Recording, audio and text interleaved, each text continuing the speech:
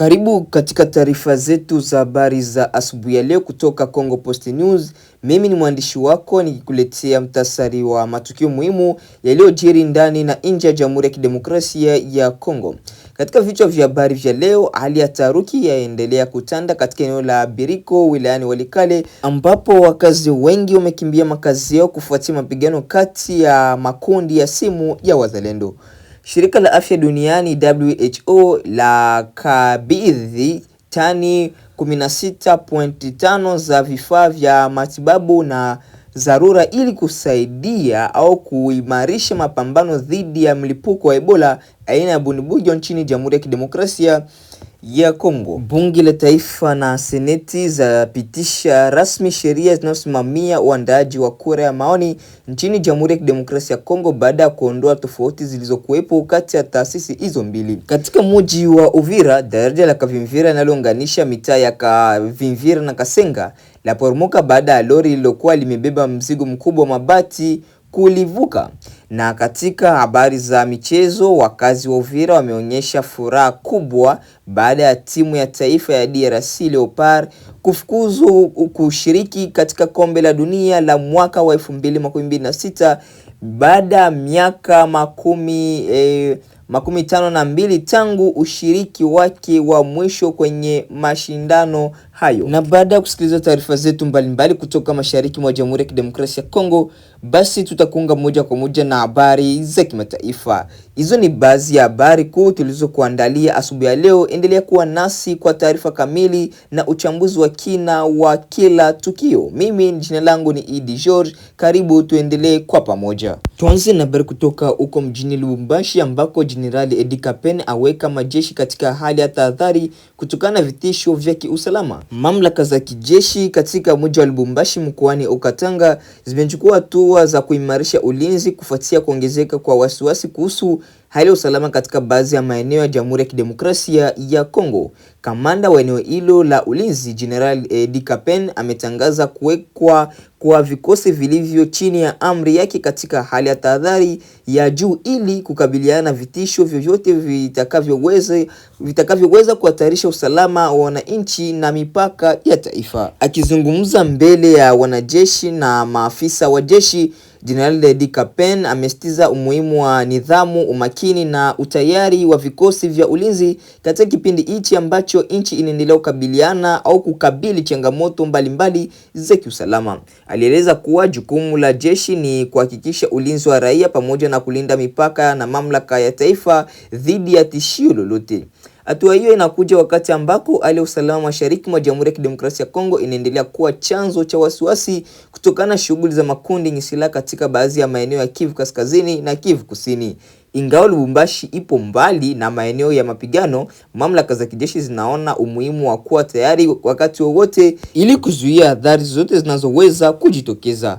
Kwa mujibu wa wachambuzi wa masuala ya usalama, kuweka wanajeshi katika hali ya tahadhari ni hatua ya kawaida inayochukuliwa na jeshi wakati wa mazingira yenye hatari au wakati kuna taarifa za vitisho zinazoweza kuathiri usalama wa taifa. Hatua hiyo pia inalenga kuimarisha uwezo wa vikosi kujibu haraka iwapo kutatokea tukio lolote la dharura. Wananchi wa Lubumbashi wamepokea taarifa hiyo kwa hisia tofauti, wakati ya baadhi yao wakiona kuwa ni hatua muhimu ya kuzuia hatari kabla ya kujitokeza. Wengine wanatumaini kuwa hali ya usalama itaendelea kuwa shwari na kwamba tahadhari hiyo itasaidia kuimarisha amani katika eneo hilo. Wakati huo, viongozi wa kiraia na wa kijeshi wameendelea kutoa wito kwa wananchi kushirikiana na vyombo vya usalama kwa kutoa taarifa kuhusu mienendo yoyote inayoweza kuhatarisha usalama wa jamii. Ushirikiano kati ya wananchi na mamlaka zinaweza kuwa changamoto muhimu katika mapambano dhidi ya vitisho vya kiusalama. Hadi sasa kuna taarifa rasmi zilizotolewa kuhusu tishio maalum lililosababisha hatua hiyo ya tahadhari. Hata hivyo, jeshi limesema limeendelea kufuatilia kwa karibu mwenendo wa hali ya usalama na lipo tayari kuchukua hatua zote zitakazojitokeza ili kulinda raia na mali zao. Kutoka Lubumbashi, mamlaka za kijeshi zinasisitiza kuwa vikosi vyao viko tayari kutekeleza wajibu wao wa kulinda taifa na kuhakikisha utulivu unaendelea kutawala katika eneo lote la ulinzi. Basi tujielekeze huko Walikale mkoani Kivu Kaskazini ambako wakazi wa Biriko wakimbia makazi yao baada ya mapigano kati ya makundi ya wazalendo. Hali ya taharuki imeendelea kushuhudiwa katika eneo la Biriko wilayani Walikale baada ya wakazi wengi kuanza kuhama makazi yao kufuatia mapigano yaliyoripotiwa kati ya makundi ya simu ya wazalendo. Kwa mujibu wa vyanzo vya ndani, mapigano hayo yalizuka katika siku za hivi karibuni na kusababisha hofu kubwa miongoni mwa wananchi. Milio ya risasi na hali ya sintofahamu ilitawala katika eneo hilo na imewalazimu mamia ya familia kutafuta hifadhi katika maeneo yanayoonekana kuwa salama zaidi. Mashuhuda wanasema kuwa wakazi waliondoka haraka wakiacha nyumba zao, mali pamoja na shughuli zao za kila siku. Wengi walielekea katika vijiji vya jirani huku wengine wakisaka usalama katika maeneo ya mbali zaidi kutokana na hofu ya kuendelea kwa mapigano. Biriko ni moja ya maeneo ambayo mara kwa mara yamekuwa yakikumbwa na changamoto za kiusalama zinazohusisha makundi mbalimbali yenye silaha. Hata hivyo, mapigano kati ya makundi yanayojiita wazalendo yameongeza wasiwasi kwa wananchi ambao walikuwa wakitegemea makundi hayo kushirikiana katika juhudi za kulinda maeneo dhidi ya vitisho vya nje. Athari za mapigano hayo zimeanza kujitokeza katika maisha ya wananchi. Shughuli za biashara zimesimama katika baadhi ya maeneo, shule zimeathirika na huduma nyingine muhimu zimekuwa zikifanyika kwa shida. Wakulima na wafanyabiashara pia wameeleza hofu yao ya kupoteza mazao na mali zao kutokana na hali hiyo ya kutokuwa na uhakika wa usalama wao. Viongozi wa kijamii pamoja na mashirika ya kiraia wametoa wito kwa pande zinazohusika kusitisha mapigano na kutafuta suluhisho la amani ili kuzuia kuongezeka kwa mateso kwa wananchi. Wamesisitiza kuwa raia wasiokuwa na hatia ndio wanaobeba mzigo mkubwa ya migogoro. Wakati huo, familia zilizokimbia makazi yao zinakabiliwa na changamoto mbalimbali ikiwemo ukosefu wa chakula, maji safi na mahali pa kuishi. Baadhi ya wakazi wameomba msaada wa haraka kutoka kwa mamlaka na mashirika ya kibinadamu ili kukidhi mahitaji ya wale walioathirika.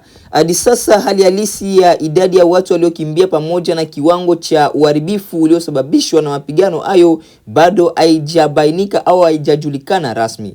Hata hivyo, taarifa kutoka eneo la Biriko linaonyesha kuwa hali ya hofu inaendelea kutawala huku wananchi wengi wakisubiri kurejea kwa utulivu kabla ya kurudi kwenye makazi yao. Kutoka Walikale, wananchi wanaendelea kutaka kurejeshwa kwa amani na usalama ili waweze kuendelea shughuli zao za maisha. Basi mpendwa msikilizaji na mtazamaji, endelea kutufuatilia. WHO yatoa tani 16.5 za vifaa vya dharura kwa kupambana mlipuko wa Ebola nchini Jamhuri ya Kidemokrasia ya Kongo. Shirika la Afya Duniani WHO yaendelea kuimarisha juhudi za mapambano na mlipuko wa Ebola aina ya Bundibugyo unaoendelea katika Jamhuri ya Kidemokrasia ya Kongo. Siku ya Jumatatu tarehe 15 mwezi wa 6 mwaka 2026, shirika hilo lilikabidhi tani 16.5 za vifaa vya matibabu na vifaa vya dharura kwa ajili ya kusaidia mapambano dhidi ya ugonjwa huo wa Ebola aina ya Bundibugyo. Kwa mujibu wa taarifa wa WHO, mzigo huo ulisafirishwa kutoka huko kituo cha mataifa cha usambazaji kilichopo Dubai kupitia Uganda kabla ya kuwasili nchini Jamhuri ya Kidemokrasia ya Kongo. Vifaa hivyo vinatarajiwa kusaidia timu za afya zinazofanya kazi katika maeneo yaliyoathiriwa na mlipuko huo.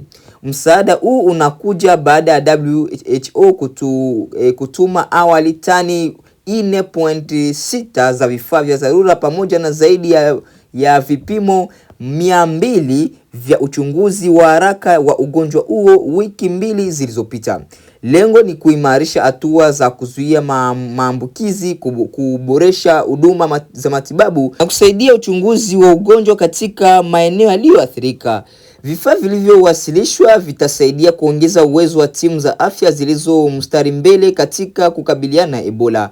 Pia vitarahisisha shughuli za ufuatiliaji wa ugonjwa huo, matibabu na hatua za kudhibiti kuenea kwa ugonjwa huo. Takwimu za hivi karibuni zinaonyesha kuwa tangu kuanza kwa mlipuko huu wa Ebola aina ya Bundibugyo nchini Jamhuri ya Kidemokrasia ya Kongo imerekodi jumla ya visa 782, yani 782, na kati ya hivyo visa 72 vimethibitishwa hivi karibuni, huku watu 181 wakipoteza maisha kutokana na ugonjwa huu. Kiwango cha vifo kinakadiriwa kufikia 23.1%. Mamlaka za afya pamoja na washirika wao wameendelea kutoa wito kwa wananchi kuheshimu hatua za kukinga na kuripoti mapema dalili zote zinazoweza kuhusishwa na Ebola ili kusaidia kudhibiti mlipuko huo.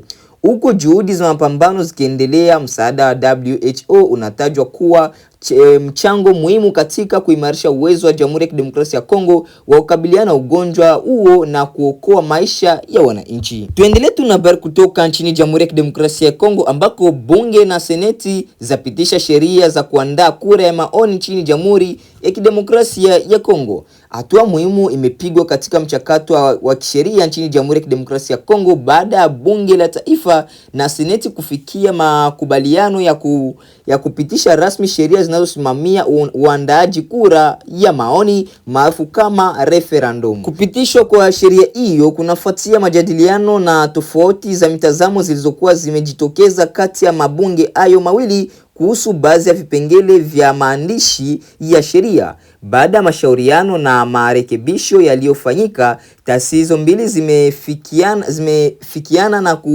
kuidhinisha toleo la mwisho la sheria hiyo. Sheria hiyo imeweka mfumo wa kisheria utakaotumika endapo taifa litaamua kuandaa kura ya maoni kuhusu masuala muhimu yanayohusu mustakabali wa nchi. Wataalamu wa sheria wanaeleza kuwa uwepo wa sheria hiyo ni hatua ya msingi katika kuimarisha taratibu za kidemokrasia na ushirikishwaji wa nchi katika maamuzi makubwa ya taifa. Baada ya kupitishwa na bunge la taifa pamoja na seneti, hatua inayofuata ni kuwasilishwa kwa sheria hiyo kwa rais wa Jamhuri ya Kidemokrasia ya Kongo kwa ajili ya kutangazwa rasmi na kuanza kutumika kwa mujibu wa sheria za nchi.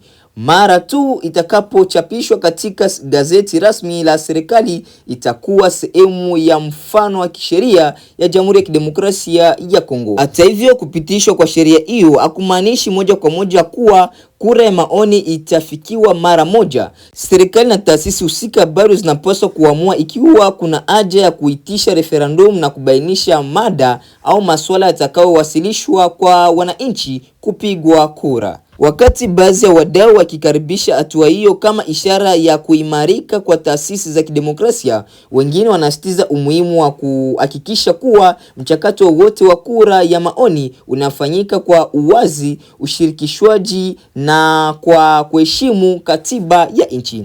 Kwa sasa macho ya wananchi wengi yanaelekezwa kwenye hatua zitakazofuata baada ya kupitishwa kwa sheria hiyo, huku mjadala kuhusu nafasi ya referendum katika maendeleo ya kisiasa nchini Jamhuri ya Kidemokrasia ya Kongo ukiendelea kushika kasi. Tujielekeze huko Uvira mkoani Kivu Kusini, ambako daraja la Kavimvira la poromoka baada ya kupitishwa na lori lenye mzigo mzito. Wakazi wa mji wa Uvira katika jimbo la Kivu Kusini wamekumbwa na usumbufu mkubwa wa usafiri baada ya daraja la Kavimvira kuporomoka asubuhi ya Jumanne tarehe 16 mwezi wa 6 mwaka 2026.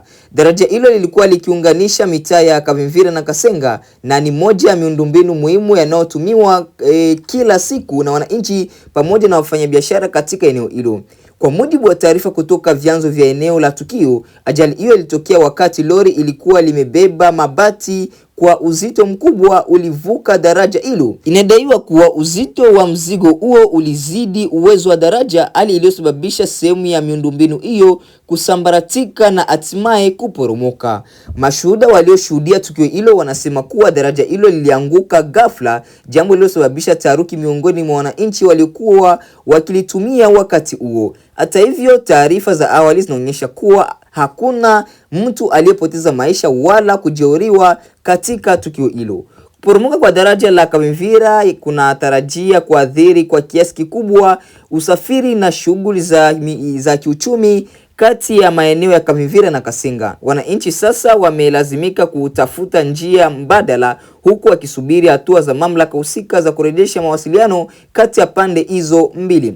Baadhi ya wakazi wameeleza wasiwasi wao kuhusu hali ya miundombinu katika eneo hilo, wakitaka serikali kufanya tathmini ya madaraja na barabara nyingine ili kuzuia matukio kama hayo yasitokee tena siku zijazo. Wakati huo mamlaka za eneo linatarajiwa kufanya uchunguzi wa kina, kubaini kiwango cha uharibifu na kuchukua hatua za haraka za marekebisho au za kurekebisha daraja hilo ili kurahisisha usafiri wa wananchi. Kutoka Uvira, daraja la Kavimvira limeporomoka, lakini kwa bahati nzuri hakuna hasara ya maisha ya watu thibitishwa hadi sasa. Baada ya kusikiliza taarifa zetu za habari toka sehemu mbalimbali mashariki au nchini nzima ya Jamhuri ya Kidemokrasia ya Kongo, basi ndugu mpendwa msikilizaji na mtazamaji, tunakuomba kubaki nasi mpaka tamati ili ufahamu nini kinachoendelea malipoti au nje ya nchi ya Jamhuri ya Kidemokrasia ya Kongo, yani habari za kimataifa. Karibu.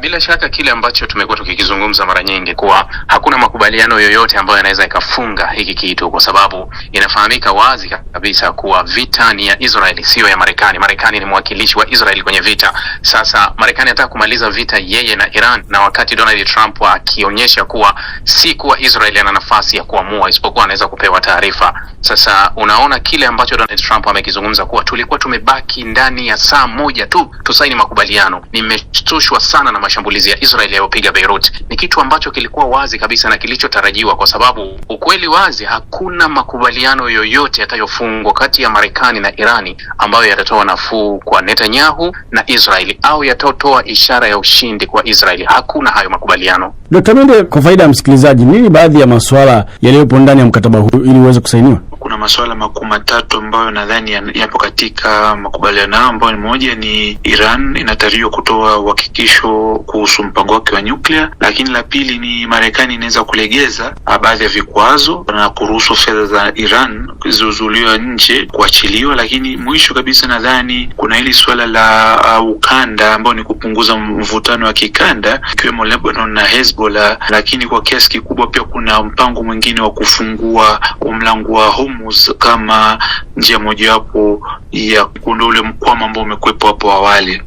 Rabi, vuta nikuvute hii kati ya Iran na Israel inaweka wapi makubaliano haya baina ya Marekani na Iran? Bila shaka mchezo ya kisiasa imekuwa iko wazi sana kwenye hili swala, na watu wengi wanakubaliana kuwa ni michezo ambayo Netanyahu anaitumia vizuri. Unafahamu kuwa kura ya ndani ya Israeli ya bunge ilishapiga na kuvunja bunge na kuwa watarejea kwenye uchaguzi au watakwenda kwenye uchaguzi wa Oktoba. Sasa kura za maoni za ndani hazitoi nafasi kwa Netanyahu kuonyesha kama anaweza kupata chochote. Hata muungano wake hauonekani kama unaweza ukapata ushindi wowote wa maana, isipokuwa wanahisi kuwa wa upande wa pili ndio wanaweza wakachukua madaraka. Sasa ukiangalia hilo ndio unapata jibu la hiki kinachoendelea. Mara kadhaa Netanyahu huanzisha hivi ili kujinusuru kisiasa. Sasa hapa kuna siasa mbili. Kuna kujinusuru kwa Netanyahu, lakini kuna kujinusuru kwa Donald Trump. Yule atakayezidiwa na mwenzake ndio atakayemwangusha mwenzake. Kwa hiyo hii vita unaiona kwa sasa kati ya Irani na Israeli, lakini baadaye Irani wanaweza wakaisukuma ikawa kati ya Marekani na Israeli, na itahama kutoka Marekani na Israeli itakuwa kati ya Trump na Netanyahu, kwa sababu wote wanakabiliana na uchaguzi ambao unakuja hivi karibuni, na wote wana matarajio tofauti, kwa sababu mmoja anataka vita, mmoja anataka vita imalizike. Kwa hiyo yule ambaye ataweza kumvuta mwenzake kwenye mpango wake atakuwa ametimiza malengo yake. Rabi, umezungumzia swala la uchaguzi unaokuja katika nchi hizi. Sasa mimi hebu tuambie, kiongozi wa upinzani nchini Israel na waziri mkuu wa zamani huyu Yair Lapid amemkosoa vikali Netanyahu akidai kwamba makubaliano ya Iran na Marekani ni pigo kubwa kwa diplomasia ya Israel. Unadhani ukosoaji huu una msingi wa kisera na kiusalama ama ni sehemu tu ya kampeni za kisiasa kuelekea uchaguzi wa Oktoba? Nadhani ni pande zote mbili. Moja ni vita ya kisera, lakini pia ni mambo ya kiusalama na pia siasa za ndani. Kwanza tukumbuke kwamba Yair Lapid ambaye ni kiongozi wa upinzani Israel hajapokea taarifa za usalama zinazotakiwa kisheria kutoka kwa waziri mkuu tangu Aprili 15, na anaona kwamba anatengwa katika majadiliano ya kisera ya Israel, na tumeona kwamba ameandika kwenye ukurasa wake wa Twitter akisema kwamba makubaliano ya Amerika na Iran hayawezi kufikia malengo yote ya kivita na Israel. Kwa unaona kwa basi kwa kiasi kikubwa kuna kama mvutano wa kisiasa pamoja na kisera, na Lapid anaendelea kumshambulia Netanyahu kwa kuonekana kushindwa kabisa kuzuia makubaliano ambayo Israel hayakutakiwa kufikiwa kikamilifu. Na kwa hoja hiyo, kwa tunaweza kusema ni hoja ya kiusalama, lakini pia ina ushindani wa kisiasa ndani yake. Rabi, kuna mgongano wa maslahi kati ya Marekani na Israeli kuhusu kushughulikia swala zima la Iran. Ni kweli, ni kitu ambacho amewahi kukiri hata waziri wa mambo ya nje Marco Rubio na waziri wa vita Hegseth mara kadhaa wamezungumza hili kuwa ni kweli tuko kwenye vita moja, lakini kuna wakati tunatembea kwenye njia tofauti na maslahi tofauti ya Irani, na hiyo inabaki kuwa ni hivyo. Na unaona hivi sasa kuwa Marekani wanataka kingine, Israel wanataka kingine, kwa sababu Marekani ana machaguo mengi kwenye hili. Marekani anaweza akapata kile anachokitaka ndani ya Irani kupitia meza ya mazungumzo, akapata vitu vingi ambavyo kwa alikuwa anavitarajia, lakini havina faida upande wa pili wa Israeli. Ni sawa sana Irani anaweza akapata vile alikuwa anavitaka kupitia kwa Marekani, lakini havitoi faida kwa Israel. Kwa hiyo hapa kuna tofauti ya maslahi yanaweza yagongana tofauti, lakini inabaki tu kuwa hawana chaguo jingine, kwa sababu anayebaki kwenye vita na anayeaminika kusimama kwenye vita na Irani anabaki kuwa ni Marekani. Sasa Israeli ni kujaribu tu kumlazimisha Marekani aendelee kubaki pale, lakini kadri Marekani anapobaki kwenye vita ndio unaona kuwa hali ngumu zaidi inabaki duniani na Marekani kwenyewe kwa ndani. Na huyo ni Ibrahim Rahbi, mchambuzi wa siasa za Mashariki ya Kati, sambamba na Dr. Nicodemus Ninde, mchambuzi wa siasa za kimataifa, kama alivyozungumza na mwenzetu David Nkya. Sasa kwenye taarifa nyingine inayoambatana na gumzo hilo ni kwamba hisa zimepanda na bei ya mafuta imeshuka kufuatia tangazo la makubaliano kati ya Marekani na Iran. Bei ya mafuta ghafi ya Brent ilishuka awali kwa takriban 4% na kufikia chini kidogo ya dola 84 kwa pipa. Kushuka huko kunatoa tumaini jipya kwa wafanyabiashara kwamba usambazaji wa mafuta duniani utaongezeka mara tu mlango bahari wa Hormuz utakapofunguliwa tena. Kabla ya mzozo huo wa Marekani na Israel dhidi ya Iran, takriban 20% ya mafuta na gesi ya dunia yalipita njia hiyo muhimu katika eneo la Ghuba. Zaidi ni Elizabeth Kazibure.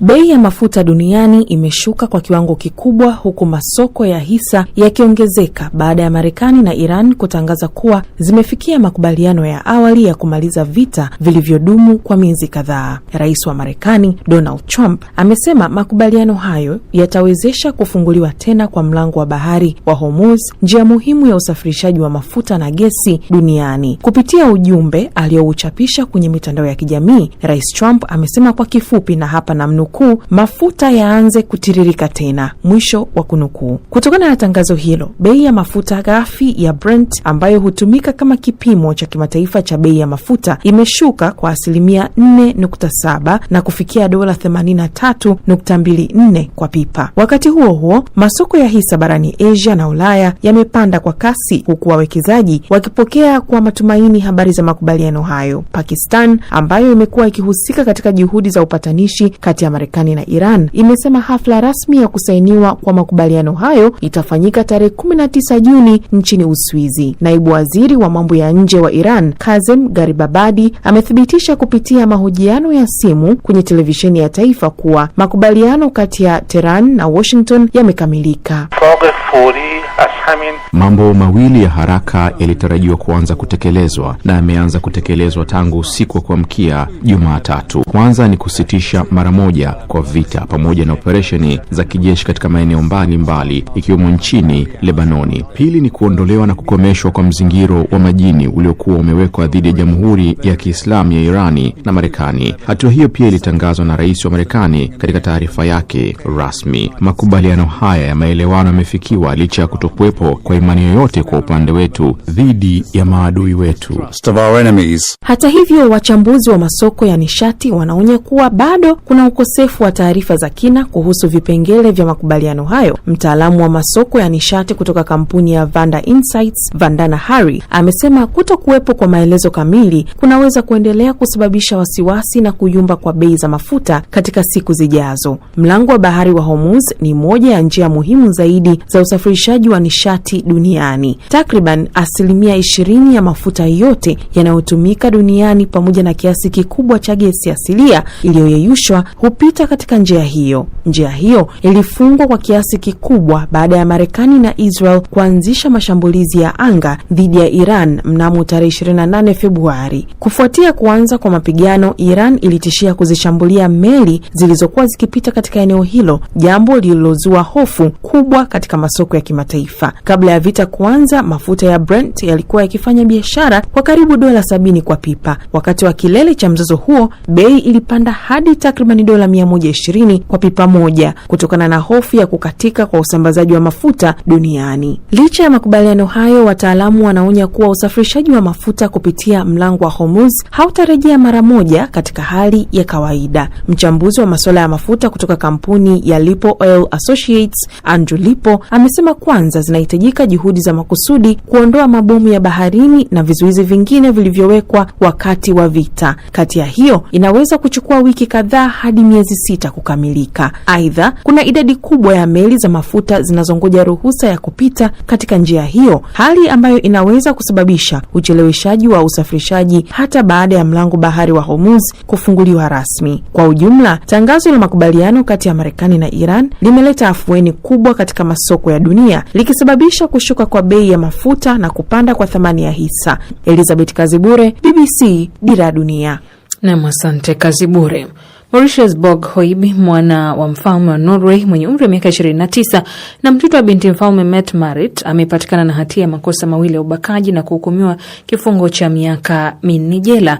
Majaji watatu katika mahakama ya Oslo wamemfutia mashtaka mawili mengine ya ubakaji, lakini wamemkuta na hatia katika makosa mengine mengi kati ya yale aliyokuwa akishtakiwa nayo. Zaidi na Lizi Masinga.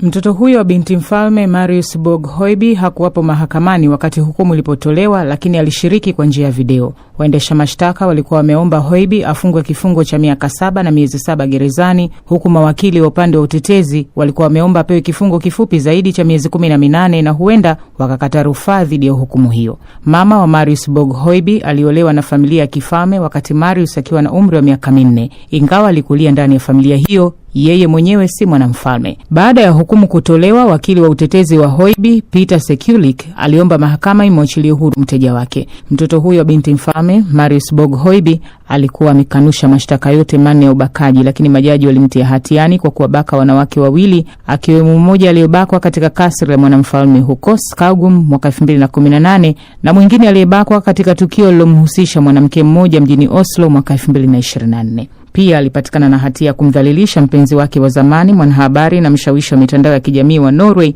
Nora Hokland. Hata hivyo, aliachiliwa kutokana na mashtaka mengine mawili ya ubakaji yaliyomhusisha mwanamke aliyekutana naye katika hoteli moja mjini Oslo mnamo Novemba mwaka 2024. Na mwanamke mwingine alikutana naye alipokuwa mapumzikoni katika visiwa vya Loften mwaka 2023. Kesi hiyo ilihusisha wanawake 6, lakini mwanamke mmoja tu kati yao aliyekuwepo mahakamani kusikiliza hukumu hiyo. Hoiby pia alipatikana na hatia ya makosa kadhaa yakiwemo unyanyasaji na tabia ya uzembe iliyomhusu mwanamke wa 6 kutoka eneo la Frogner, Oslo, ambaye katika nyumba yake alikamatwa mwezi Agosti mwaka 2024. Mahakama iliamua kwamba anapaswa kulipa jumla ya pauni 50,000 kama fidia kwa wanawake 4 akiwemo Nora Hokland, ambaye ndiye mwanamke pekee ambaye majaji waliruhusu kutajwa kwa jina katika kesi hiyo. Ni hapo ndipo tunapohitimisha matangazo ya habari ya asubuhi ya leo, ikiwa ni tarehe 17 mwezi wa 6 mwaka 2026. Basi mpendwa msikilizaji na mtazamaji, kama itakuwa ndio mara ya kwanza kufuatilia habari kupitia Congo Post News, hakikisha